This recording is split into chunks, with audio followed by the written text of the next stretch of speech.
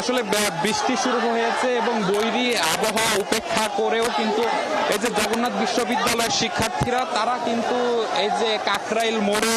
অবস্থান নিয়ে আছেন এবং তাদের বিশ্ববিদ্যালয়ের শিক্ষক প্রতিনিধিরা যারা এসেছেন তারাও কিন্তু এখানে অবস্থান নিয়ে আছেন এবং তারা কিন্তু বলেছেন যে যে কোনো ঘটনায় ঘটুক না কেন আজকে কোনো সিদ্ধান্ত না নিয়ে তারা কিন্তু এই যমুনার পাশে অর্থাৎ কাকরাইল থেকে তারা সরবেন না। এবং এই মুহূর্তে দেখছি যে বৃষ্টি অব্যাহত থাকলেও কিন্তু আসলে তারা অর্থাৎ শিক্ষার্থীরা এবং শিক্ষকরা কিন্তু এইখানে অবস্থান নিয়ে আছেন এবং তারা কিন্তু স্লোগান দিচ্ছেন এবং 3 দফা দাবি, সেই 3 দফা দাবি পূরণ না হলে আজকে তারা এই কাকরাইলের যে মোড় সেই মোড় ছাড়বেন না, সেই সঙ্গে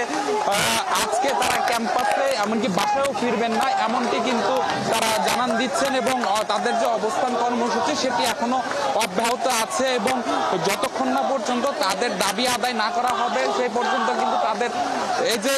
তাদের যে অবস্থান কর্মসূচি সেটি চলবে। এবং এই মুহূর্তে কিন্তু তীব্র বৃষ্টি শুরু হয়েছে এবং সবকিছু মিলিয়ে কিন্তু আমরা দেখছি যে আসলে সকাল থেকে যেমনটি পরিবেশ ছিল, এরপর পুলিশের হামলা, পুলিশের লাঠিচার্জ, টিয়ার গ্যাস নিক্ষেপ, সাউন্ড গ্রেনেড নিক্ষেপ এবং সবকিছুতে কিন্তু আসলে 25 জন বিশ্ববিদ্যালয়ের শিক্ষার্থী আহত হয়েছেন, যাদেরকে ঢাকা মেডিকেলে নিয়ে যাওয়া হয়েছে, অনেককেই প্রাথমিক চিকিৎসা দিয়ে ছেড়ে দেওয়া হয়েছে এবং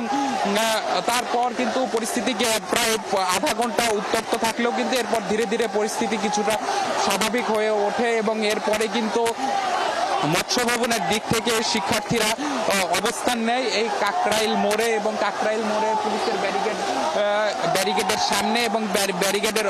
এক পাশে শিক্ষার্থী এবং অন্য পাশে অন্য পাশে পুলিশ অবস্থান নেয়। তো এখন কিন্তু পরিস্থিতি অনেকটাই নিয়ন্ত্রণে এবং শিক্ষার্থীরাও কিন্তু তাদের অবস্থান ধরে রেখেছেন। তো সবকিছু মিলিয়ে ছিল আমার কাছে থাকা সবশেষ খবর। নিবিড়, আপনাকে অসংখ্য ধন্যবাদ। নিশ্চয়ই আমরা ফিরবো যখন শিক্ষার্থীদের আন্দোলন একই সাথে সেখানকার সর্বশেষ খবর জানার জন্য আপনার কাছ থেকে। দর্শক সহকর্মী নিবিড় ছিলেন আমাদের সাথে।